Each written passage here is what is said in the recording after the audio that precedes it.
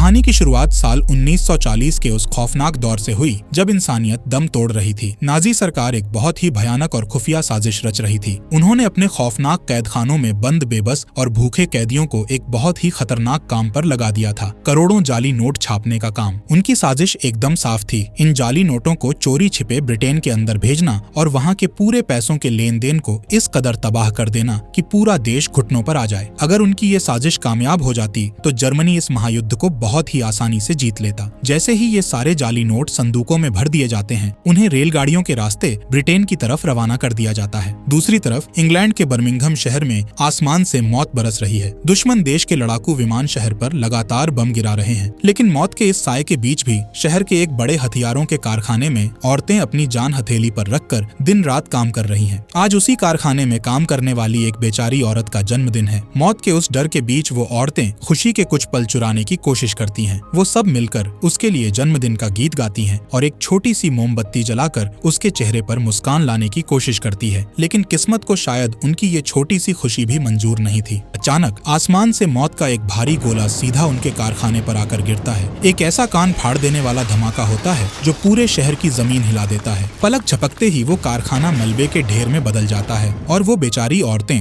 जो अभी कुछ पल पहले मुस्कुरा रही थीं, उसी मलबे में दबकर हमेशा के लिए शांत हो जाती हैं। उनकी चीखें उस धमाके के शोर में कहीं दब कर रह जाती हैं। उधर दूसरी तरफ इस पूरी दुनिया की भीड़ भाड़ और तबाही से दूर टॉमी एकदम अकेला रह रहा है। एक वो भी वक्त था जब टॉमी पूरे इंग्लैंड के सबसे खूंखार और ताकतवर गिरोह पीकी ब्लाइंडर्स का सरगना हुआ करता था, जिसके नाम से ही बड़े बड़ों के पसीने छूट जाते थे। लेकिन आज वो सब कुछ पीछे छोड़कर एक सुनसान इलाके में अकेला अपनी जिंदगी की कहानी लिख रहा है। उसके अंदर का इंसान जैसे मर चुका है। अगली सुबह टॉमी का भरोसेमंद साथी जॉनी उसके पास आता है। जॉनी का चेहरा उतरा हुआ है। वो टॉमी को खबर देता है कि उनके अपने शहर बर्मिंघम पर बहुत भयानक हमला हुआ है और सब कुछ तबाह हो रहा है। लेकिन हैरानी की बात ये थी कि इतना सब सुनकर भी टॉमी के चेहरे पर दुख का एक भी भाव नहीं आया। उसकी आंखें एकदम सूनी थीं, जैसे उसे अब किसी के जीने या मरने से कोई फर्क नहीं पड़ता। जॉनी उसे ये भी बताता है कि शहर से जान बचाकर भागती हुई एक औरत उसे मिली थी, जिसने जॉनी को पुराने दिनों से पहचान लिया था। उस औरत ने टॉमी के बारे में पूछा और उसे सारे बंजारों का राजा कहकर पुकारा, लेकिन जॉनी ने उसे साफ बता दिया कि टॉमी अब इस दुनिया के पचड़ों से दूर जा चुका है। कुछ देर बाद जब टॉमी अपनी किताब लिख रहा होता है, तभी अचानक उसके घर की घंटी बजने लगती है। वो उसे बंद करने के लिए अपनी कुर्सी से उठता है, लेकिन तभी उसकी नजर खिड़की के बाहर जाती है। उसे अपने आंगन में कोई भागता हुआ साया नजर आता है। हवा में एक अजीब सी बेचैनी थी। टॉमी गुस्से और झुंझलाहट में आकर मेज पर जोर से हाथ मारता है। अपना दिमाग शांत करने के लिए वो बाहर टहलने निकल जाता है। तभी उसे पेड़ की एक टहनी पर टंगा हुआ एक लाल रंग का दुपट्टा मिलता है। बाद में जब वो वापस आकर लिखने बैठता है तो हमें उसके दिल का वो गहरा दर्द दिखाई देता है जिसे वो दुनिया से छुपा रहा था। उसे आजकल लगातार अपनी मरी हुई मासूम बच्ची के चेहरे दिखाई देते हैं। उसकी यादें टॉमी का पीछा नहीं छोड़ रही हैं। वो अंदर ही अंदर घुट रहा है। लेकिन वो लाल दुपट्टा कोई वहम नहीं था, वो सच में वहाँ था। और टॉमी को ये समझ नहीं आ रहा था कि आखिर वो दुपट्टा वहाँ पहुँचा कैसे। वो दुपट्टा उसे अंदर तक चीर रहा था, इसलिए वो भारी मन से उसे ले जाकर अपने मरे हुए भाई की कब्र पर टांग देता है। उसी दिन दोपहर में टॉमी की बहन एडा उससे मिलने वहाँ पहुँचती है। एडा की आंखों में आंसू और दिल में दर्द है। वो टॉमी को कारखाने में हुए उस भयानक धमाके और उन औरतों की दर्दनाक मौत के बारे में बताती है। एडा गिड़गिड़ाती है कि टॉमी वापस शहर चले और इस तबाही को रोकने में मदद करे, लेकिन टॉमी पत्थर दिल बनकर साफ इनकार कर देता है। वो कहता है कि वो इस वक्त अपने ही मन के डरावने ख्यालों और पुराने पापों से लड़ रहा है। टॉमी की ये बात सुनकर एडा का दिल टूट जाता है और उसे बहुत गुस्सा आता है। वो उसे ताना मारती है कि उसने सालों से अपने ही सगे बेटों की शक्ल तक नहीं देखी है, कैसा बाप है वो। इस पर टॉमी एक बहुत ही कड़वा और दर्द भरा जवाब देता है कि वो कभी भी एक अच्छा पिता था ही नहीं। उसने हमेशा अपने परिवार को सिर्फ दर्द ही दिया है। निराश होकर एडा उसे फिर भी बाहर की दुनिया की खबर देती है। वो बताती है कि उसका एक बेटा चार्ल्स इस वक्त मोर्चे पर जंग लड़ रहा है और उसका दूसरा बेटा ड्यूक अब पीकी ब्लाइंडर्स गिरोह का नया मुखिया बन चुका है। लेकिन दुख की बात यह है कि ड्यूक गलत रास्तों पर चल पड़ा है और उसने गिरोह को बहुत बड़ी मुसीबतों में धकेल दिया है। एडा को डर है कि या तो कानून ड्यूक को फांसी पर चढ़ा देगा या फिर शहर के लोग ही उसे मार डालेंगे। लेकिन टॉमी अपनी बात पर अड़ा रहता है। वो कहता है कि अपने भाई की मौत के बाद से वो पूरी तरह बदल चुका है। उसके अंदर का वो पुराना टॉमी अब मर चुका है, इसलिए वो किसी भी कीमत पर वापस नहीं जाएगा। उधर बर्मिंघम शहर में तबाह हुए कारखाने के पास आग बुझाने वाले और पुलिस वाले लोगों को बचाने का काम कर रहे हैं। तभी वहाँ पीकी ब्लाइंडर्स गिरोह आ धमकता है। पुलिस वालों को अच्छे से पता है कि वो इस खूंखार गिरोह का बाल भी बांका नहीं कर सकते। गिरोह के लोग बेरहमी से कारखाने का मुख्य दरवाजा तोड़कर अंदर घुस जाते हैं और उन हथियारों को लूटना शुरू कर देते देते हैं जो धमाके में बच गए थे। कारखाने का मालिक रोते हुए उन्हें रोकने की कोशिश करता है। तब ड्यूक उसके पास आता है और बहुत ही ठंडे दिमाग से कहता है कि उनके पास पुलिस के बड़े अफसर की इजाजत है। ड्यूक उसके हाथ में कुछ पैसे थमा देता है जैसे उसकी जिंदगी की यही कीमत हो, लेकिन मालिक फिर भी पुलिस वालों से शिकायत करता रहता है। ये देखकर ड्यूक का दायां हाथ एलिजा सरेआम धमकी देता है, अगर किसी ने भी हमें रोकने की कोशिश की तो उसे पहचान लिया जाएगा और उसके पूरे परिवार की लाशें बिछा दी जाएंगी। कारखाने का मालिक चिल्लाकर कहता है कि वो उनकी धमकियों से नहीं डरता। इतना सुनते ही ड्यूक आगे बढ़ता है और उस मालिक को एक जोरदार वार से जमीन पर गिरा देता है। अपने मालिक को पिटता देख वहाँ के मजदूर भी गिरोह पर टूट पड़ते हैं, लेकिन उन खूंखार गुंडों के आगे बेचारों की एक नहीं चलती। गिरोह के लोग उन्हें जानवरों की तरह पीटते हैं। जब सारे आम लोग डर कर पीछे हट जाते हैं तो गिरोह वहाँ बचे हुए सारे हथियार आराम से लूट कर ले जाता है। कुछ ही देर बाद एडा वापस शहर पहुँचती है। वो अपने छोटे से बेटे कार्ल को साथ लेती है और उसी तबाह हुए कारखाने के पास जाती है, लेकिन वहाँ के मजदूर एडा को देखते ही गुस्से से पागल हो जाते हैं। वो उसे खूब खरी खोटी सुनाते हैं कि उसकी हिम्मत कैसे हुई अपना चेहरा यहाँ दिखाने की, क्योंकि उसी के भतीजे ने उनकी बची खुची जिंदगी को नर्क बना दिया है। एडा चुपचाप उनके ताने सुनती है क्योंकि वो जानती थी कि गलती उसके परिवार की ही है। तब कहानी एक अंधेरे और धुएं से भरे शराब खाने में पहुंचती है। ड्यूक वहाँ दुश्मनों के एक एजेंट बैकेट से खुफिया मुलाकात कर रहा है। बैकेट ड्यूक को उन जाली नोटों की एक गड्डी दिखाता है जो कैद खानों में छपवाए गए थे। वो बताता है कि उनके पास करोड़ों का जाली पैसा तैयार है जिसे पूरे देश में फैलाना है। बैकेट एक बहुत बड़ा और गंदा सौदा रखता है। अगर पीकी ब्लाइंडर्स उनका साथ दें तो उन्हें इस पूरे पैसे का बहुत बड़ा हिस्सा मिलेगा, लेकिन साथ ही वो ये चेतावनी भी देता है कि इसके बाद पूरे देश में हाहाकार मच जाएगा और उन्हें इसके लिए तैयार रहना होगा। बातों बातों में बैकेट ये भी कह देता है कि उसके मालिक असल में ड्यूक के पिता टॉमी से बात करना चाहते थे, ड्यूक से नहीं। ये सुनते ही ड्यूक के अहंकार को गहरी ठेस पहुंचती है। वो गुस्से में पागल होकर अपनी बंदूक निकालता है और शराब खाने की खिड़की के बाहर खड़ी एक गाड़ी पर गोली चला देता है। वो दहाड़ कर कहता है कि अब इस गिरोह का भगवान वो है, टॉमी नहीं। इस पागलपन को देखकर बैकेट एक बहुत ही गंभीर सवाल पूछता है, क्या तुम सच में पैसों के लिए अपने ही देश की पीठ में छुरा घोंपने के लिए तैयार हो? ड्यूक की आंखों में कोई शर्म नहीं थी। वो बिना एक पल सोचे जवाब देता है, हाँ। बैकेट एक शैतानी मुस्कान के साथ कहता है, तो ठीक है, आज रात तुम्हें ये साबित करके दिखाना होगा। अगले दिन की सुबह एक अजीब सी खामोशी लेकर आती है। टॉमी को अपने एकदम शांत घर के अंदर अचानक कुछ आवाज सुनाई देती है। कोई उसके घर में घुस आया था। वो तुरंत चौकन्ना हो जाता है और अपनी बंदूक उठा लेता है। वो दबे पांव आगे बढ़ता है। तभी उसकी नजर एक मेज पर रखे छोटे से कागज पर पड़ती है। उस पर लिखा था,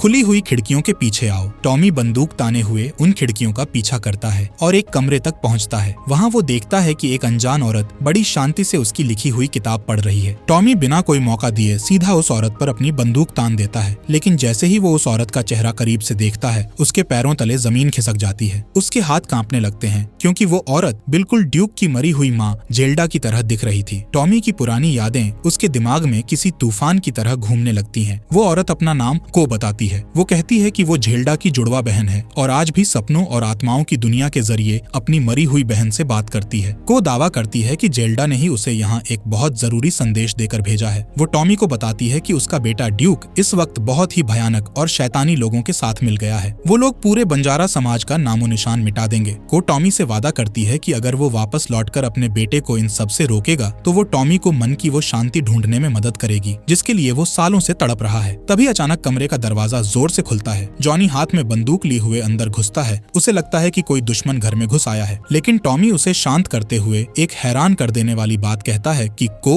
उनकी मेहमान है। थोड़ी देर बाद जॉनी टॉमी को अकेले में ले जाता है और उसे समझाता है। जॉनी बताता है कि को कोई आम औरत नहीं है, बल्कि वो एक झूठी और मक्कार औरत है। वो उन दुखी माओं के जज्बातों से खेलती है जिनके बेटे जंग में मारे गए हैं और उनसे झूठा वादा करती है कि वो उनके मरे हुए बच्चों की आत्माओं से बात कर सकती है। जॉनी को डर है कि वो औरत टॉमी के दर्द का भी फायदा उठा रही है, लेकिन टॉमी उसकी इस चेतावनी को पूरी तरह अनसुना कर देता है। उसी दिन दोपहर में ड्यूक अपने बाड़े में सुअरों को चारा डाल रहा है। तभी वहाँ उसकी बुआ एडा पहुँच जाती है। एडा सीधा ड्यूक से कारखाने में किए गए उस घिनौने हमले के बारे में सवाल करती है। ड्यूक बड़ी चालाकी से झूठ बोलता है, लेकिन बातों ही बातों में ड्यूक एक बहुत बड़ा राज उगल देता है कि वो आजकल चोरी छिपे दवाइयां बेच रहा है। ये सुनते ही एडा का खून खौल उठता है। उसे याद आता है कि हाल ही में शहर के अस्पताल से गरीबों की दवाइयां चोरी हुई थीं। वो गुस्से में कांपते हुए ड्यूक को धमकी देती है कि वो पुलिस में उसकी शिकायत कर देगी, लेकिन ड्यूक के चेहरे पर कोई खौफ नहीं था। वो हंसते हुए कहता है कि उसे कोई नहीं रोक सकता। इसके बाद एडा एक पुराने दोस्त के पास जाती है जो कभी टॉमी का वफादार हुआ करता था। वो उसे ड्यूक के सारे काले कारनामों के बारे में बताती है और कहती है कि वो फौजी पुलिस के पास जाने वाली है। एडा उससे मदद और गवाही मांगती है, लेकिन वो आदमी डर के मारे साफ इनकार कर देता है। वो कहता है कि ड्यूक के खिलाफ जाने का मतलब है मौत को गले लगाना। उसका मानना है कि इस पूरी दुनिया में सिर्फ एक ही इंसान ड्यूक को रोक सकता है और वो है टॉमी। इधर टॉमी अपने घर के तहखाने में जाता है, तभी उसे एक अजीब सी आवाज सुनाई देती है और उसके हाथ से शराब की बोतल छूटकर जमीन पर गिर जाती है। अचानक उसे जंग के दौरान बिताए हुए अपने डरावने दिनों की भयानक तस्वीरें दिखाई देने लगती हैं। खून से लथपथ लाशें, धमाकों की आवाजें। ये इस बात का पक्का सबूत था कि टॉमी के मन के गहरे जख्म अभी भरे नहीं थे। वो अपनी किताब में लिखता है कि वो उस खौफनाक जंग को अपने साथ अपने घर ले आया है ताकि वो रात को सो सके। बाद में रात को टॉमी अचानक पसीने से लथपथ होकर नींद से चौंक कर उठता है। उसके सामने को खड़ी थी और उसके हाथ में वही लाल रंग का दुपट्टा था। वो सीधा टॉमी से उसके मरे हुए भाई के बारे में पूछती है। टॉमी इस दर्दनाक विषय पर बात करने से साफ मना कर देता है, लेकिन को पीछे नहीं हटती। वो एक ऐसा राज बताती है कि टॉमी के होश उड़ जाते हैं। वो उसे बताती है कि ये दुपट्टा उसकी मरी हुई मासूम बेटी ने वहाँ छोड़ा था। और तो और वो टॉमी के भाई की कब्र पर बोले गए टॉमी के एकदम वही शब्द दोहरा देती है जो टॉमी ने अकेले में रोते हुए कहे थे।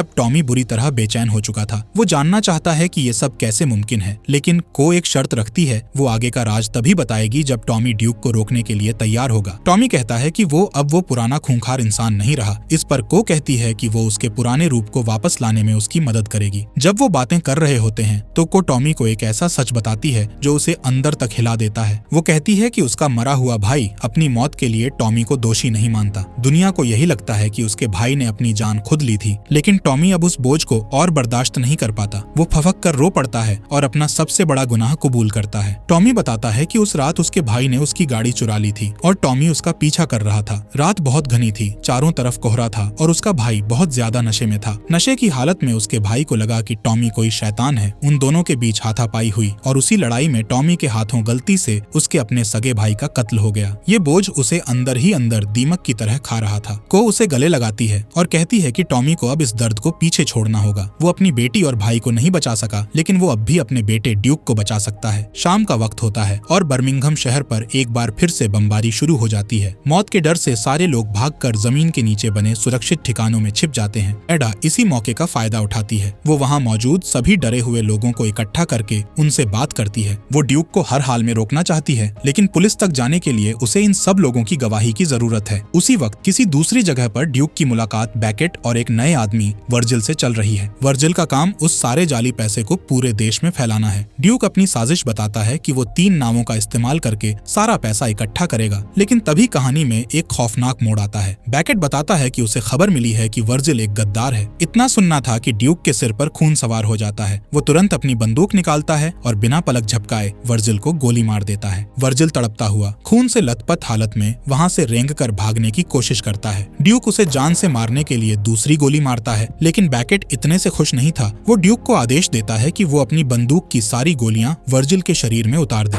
इस बेरहम कत्ल के बाद ड्यूक बुरी तरह से कांपने लगता है। बैकेट उसे तसल्ली देता है कि वो बहुत ही ताकतवर लोगों के लिए काम कर रहा है। बैकेट बताता है कि जल्द ही ड्यूक को नावें लेकर बंदरगाह जाना होगा और वो सारा पैसा इकट्ठा करना होगा, लेकिन फिलहाल के लिए ड्यूक को इस लाश को ठिकाने लगाना है। बैकेट के वहाँ से जाते ही ड्यूक गुस्से में आकर एक कांच की बोतल जोर से दीवार पर दे मारता है और फिर वो इंसानियत की सारी हदें पार करते हुए वर्जिल की उस खून से सनी लाश को उठाकर अपने भूखे स्वरों के आगे डाल देता है। अगली सुबह जब टॉमी की आंख खुलती है तो वो डिसाइड करता है कि अब छुपने का वक्त खत्म हो चुका है। वो उस लाल दुपट्टे को वापस अपने भाई की कब्र पर टांगता है और फिर अपने पुराने खूंखार अवतार वाले कपड़े पहनता है। टॉमी अपनी गाड़ी निकालता है और कहता है कि वो बर्मिंघम जा रहा है। इस बीच ड्यूक सुबह उठता है। उसकी नजर वर्जिल के खून से सने कपड़ों पर पड़ती है और वो बिना किसी देरी के उन्हें जला देता है। तभी वहाँ बैकेट पहुँच जाता है। बैकेट उसे बताता है कि कल रात एडा ने लोगों को भड़काने की कोशिश की है। वो ड्यूक को एक भयानक चुनौती देता है। एडा के पुलिस तक पहुँचने से पहले ही उसे मौत के घाट उतारना होगा। ड्यूक चुपके से एडा और उसके छोटे बेटे कार्ल का पीछा करता है। वो एक ऐसी जगह छिप जाता है जहाँ से वो एडा पर सीधा निशाना लगा सके। वो अपनी बंदूक तानता है, लेकिन आखिरी पल में अपनी बुआ और उस मासूम बच्चे को देखकर उसके हाथ कांप जाते हैं। वो गोली नहीं चला पाता, लेकिन तभी वो देखता है कि एक गाड़ी अचानक एडा के पास आकर रुकती है। जब उस गाड़ी से बैकेट बाहर निकलता है तो ड्यूक अंदर तक कांप जाता है। वो एडा को बचाने के लिए जोर से चिल्लाता है, लेकिन बहुत देर हो चुकी थी। बैकेट एडा पर लगातार कई गोलियां चलाता है और उसे वहीं सड़क पर बेरहमी से मार गिराता है। फिर वो गवाहियों से भरा हुआ थैला छीन लेता है। एडा का छोटा सा बेटा कार्ल अपनी माँ की खून से लथपथ लाश देखकर बुरी तरह चीखने और रोने लगता है। ड्यूक वहाँ खड़ा सिर्फ बेबसी से ये सब देखता रहता है। रास्ते में टॉमी को अचानक एक अनहोनी का एहसास होता है। कुछ ही देर में वो कत्ल वाली जगह पर पहुंचता है। वहां बिखरा हुआ खून देखकर टॉमी की आंखों के सामने अंधेरा छा जाता है। एक पुलिस वाला उसे बताता है कि एडा की मौत में कहीं न कहीं ड्यूक का भी हाथ है। टॉमी अपने अंदर एक भयानक ज्वालामुखी दबाए हुए जॉनी को मुर्दा घर भेजता है ताकि वो एडा की लाश की हिफाजत कर सके और खुद सीधा उस शराब खाने की तरफ निकल जाता है। शराब खाने में घुसते ही टॉमी सबसे पहले वहां बज रहे संगीत को बंद कर देता है और गुस्से में दहाड़ते हुए ड्यूक के बारे में पूछता है। वहां बैठे लोग उसे गालियां देने लगते हैं, लेकिन तभी एक आदमी घबराते हुए पूरी भीड़ को बताता है कि ये इंसान और कोई नहीं बल्कि खुद टॉमी है। नाम सुनते ही सबके पसीने छूट जाते हैं। बस एक सिपाही अपनी बंदूक टॉमी पर तान देता है। टॉमी बिना कोई भाव दिखाए आगे बढ़ता है और एक जिंदा बम सीधा उस सिपाही की कमीज के अंदर डाल देता है। वो आदमी डर के मारे बाहर भागता है और कुछ ही पलों में एक जोरदार धमाका होता है। टॉमी उस सिपाही की गिरी हुई बंदूक उठाता है और एक आदमी को मजबूर करता है कि वो उसे सीधा ड्यूक के पास ले चले। ड्यूक अपना सामान बांध रहा था, तभी टॉमी वहां आ धमकता है और आते ही ड्यूक को उठाकर कीचड़ में फेंक देता है। टॉमी उसे बुरी तरह गालियां देता है। जब टॉमी उसे जोर से लात मारता है तो ड्यूक दर्द में चिल्लाते हुए कहता है कि वो एडा को नहीं मार पाया क्योंकि वो अभी भी अपने परिवार से प्यार करता है, लेकिन वो ये पाप इसलिए करता है क्योंकि उसके पिता ने उसे विरासत में सिर्फ यही पाप और खून खराबा ही तो दिया है। ये कहते ही ड्यूक गुस्से में टॉमी पर टूट पड़ता है और दोनों बाप बेटे के बीच कीचड़ में एक भयानक लड़ाई शुरू हो जाती है। टॉमी उसे आसानी से हरा देता है और उसे मजबूर करता है कि वो बैकेट की सारी साजिश उगल दे। इसके बाद टॉमी सीधा मुर्दा घर जाता है। कमरे में सिर्फ टॉमी और एडा की बेजान लाश थी। टॉमी अपनी बहन की लाश के पास बैठता है। उसकी आंखों से आंसुओं का सैलाब बह निकलता है। वो कहता है कि जब एडा ने उससे मदद मांगी थी तो उसे उसी वक्त आ जाना चाहिए था। अपनी बहन की लाश पर हाथ रखकर टॉमी रोते हुए कसम खाता है कि इस सारी बुराई से वो कुछ न कुछ अच्छा जरूर निकाल कर लाएगा। जब टॉमी मुर्दा घर से बाहर निकलता है तो उसका सीधा आमना सामना बैकेट से हो जाता है। बिना एक पल गंवाए दोनों अपनी अपनी बंदूकें निकाल लेते हैं और एक भयंकर गोलीबारी शुरू हो जाती है। जब बैकेट की गोलियां खत्म हो जाती हैं तो वो वहां से भाग निकलता है। टॉमी हार नहीं मानता।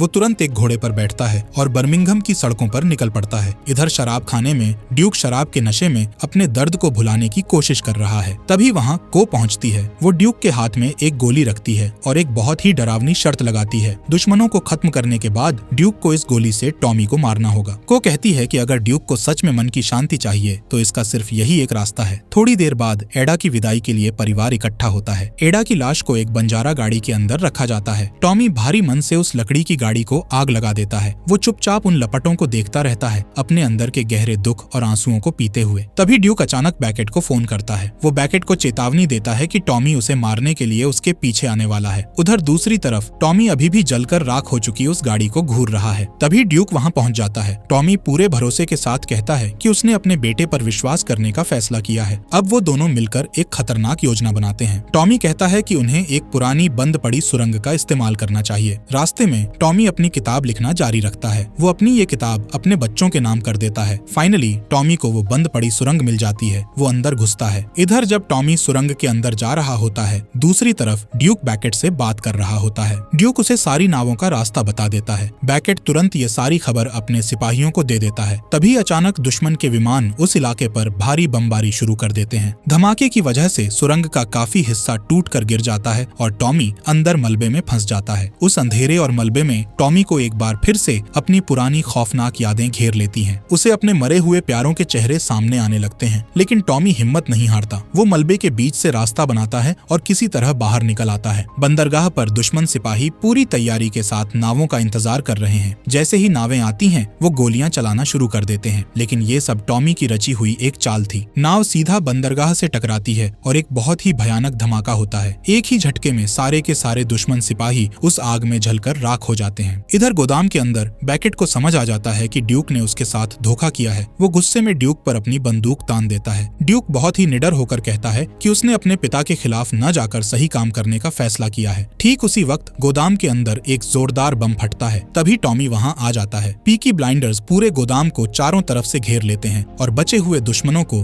बेरहमी से मौत के घाट उतार देते हैं। टॉमी पैसों से भरे उन सारे संदूकों के बीच एक बम लगा देता है। एक भयंकर धमाका होता है और दुश्मनों की पूरी साजिश जलकर राख हो जाती है। ये सब देखकर बैकेट अपनी गाड़ी में बैठता है और पूरी रफ्तार से गाड़ी टॉमी की तरफ दौड़ाता है। बैकेट सीधा टॉमी के पेट में 2 गोलियां दाग देता है, लेकिन इससे पहले कि वो कुछ और कर पाता, टॉमी सीधा बैकेट के सिर के बीचों बीच गोली मार देता है। बैकेट मर चुका था, लेकिन गाड़ी अभी भी पूरी रफ्तार से टॉमी की तरफ बढ़ती जा रही थी। टॉमी अपने दोनों हाथ फैलाकर अपनी मौत का इंतजार करने लगता है, लेकिन तभी अचानक ड्यूक उसे धक्का देकर हटा देता है और गाड़ी सीधा दीवार से जा टकराती है। टॉमी खून से लथपथ होकर जमीन पर गिर पड़ता है। उसकी सांसें टूट रही थीं। पूरी गिरोह उन्हें घेर लेती है। टॉमी अपनी बंदूक ड्यूक के हाथ में थमाता है और भारी आवाज में उससे कहता है कि वो उसे गोली मार दे और इस कहानी को यहीं खत्म कर दे। ड्यूक रोते हुए साफ इनकार कर देता है, लेकिन टॉमी जिद करता है। अपने पिता का दर्द देखकर फाइनली रोते हुए ड्यूक गोली चला देता है। पीकी ब्लाइंडर्स अपने राजा को हमेशा के लिए नम आंखों से विदाई देते हैं। टॉमी मरते मरते कुछ शब्द बुदबुदाता है और ड्यूक फूट फूट कर रोता रहता है। गिरोह के सभी लोग ड्यूक को अपना नया राजा मान लेते हैं। कुछ समय बाद को टॉमी की लिखी हुई वो किताब ड्यूक को लाकर दे देती है। गिरोह के सारे लोग एक गाड़ी के पास इकट्ठा होते हैं जिसमें टॉमी की लाश, कुछ पुरानी तस्वीरें और बचे हुए आखिरी जाली नोट रखे हुए थे। ड्यूक कांपते हाथों से उस लकड़ी की गाड़ी में आग लगा देता है। पूरी गिरोह अपने राजा को एक आखिरी सलाम देने के लिए घंटों तक उस जलती हुई चिता के पास खड़ी रहती है और इसी के साथ वो अमर इंसान हमेशा के लिए राख में मिल जाता है। अगर आपको ये वीडियो अच्छी लगी हो तो लाइक जरूर कर दें और ऐसी ही और मजेदार कहानियों को देखने के लिए हमारे चैनल को सब्सक्राइब कर लीजिए। और आगे आपको किस मूवी को देखना है उसका नाम कमेंट सेक्शन में लिख डालो।